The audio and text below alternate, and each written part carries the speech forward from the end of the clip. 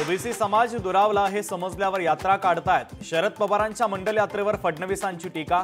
वर्षानुवर्ष त्यांनी ओबीसी समाजाला केवळ पाण्यात बघितलं, फडणवीसांचा हल्लाबोल।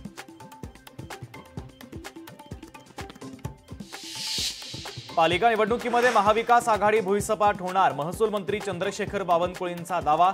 महाविकास आघाडीने वेळीच मतदार यादी तपासून घ्यावी, हरल्यावर बोलतील मतदार यादी चुकीची होती, बावनकुळेंचा हल्लाबोल।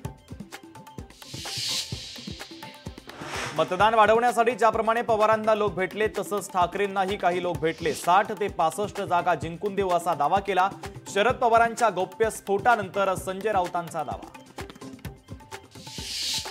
वादग्रस्त मंत्री आणि सरकारच्या घोटाळ्यांविरोधात ठाकरेंच्या शिवसेनेचं उद्या राज्यभरात आंदोलन। उद्धव ठाकरेंचं दादरमध्ये आंदोलन तर दिल्लीत इंडिया आघाडीचा निवडणूक आयोगावर मोर्चा। निवडणूक आयोग घोटाळेबाजांना संरक्षण देत असल्याचा राऊतांचा दावा। कल्याणमध्ये स्वातंत्र्यदिनी चिकन आणि मटणावर बंदी, नियमभंग केल्यास पालिका कठोर कारवाई करणार। पालिकेच्या निर्णयावर आता आमदार जितेंद्र आव्हाड भडकले।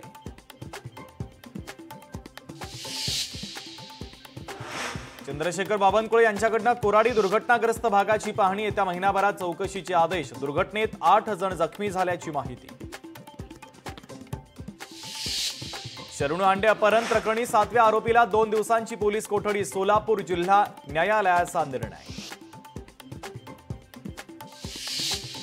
कबूतरखान्याच्या मुद्द्यावरून जैन मुनींचा आंदोलनाचा इशारा, आंदोलन सुरूच राहणार, शांत बसणार नाही, वेळ आली तर शस्त्र देखील उचलू, जैन मुनींचा थेट सरकारला इशारा।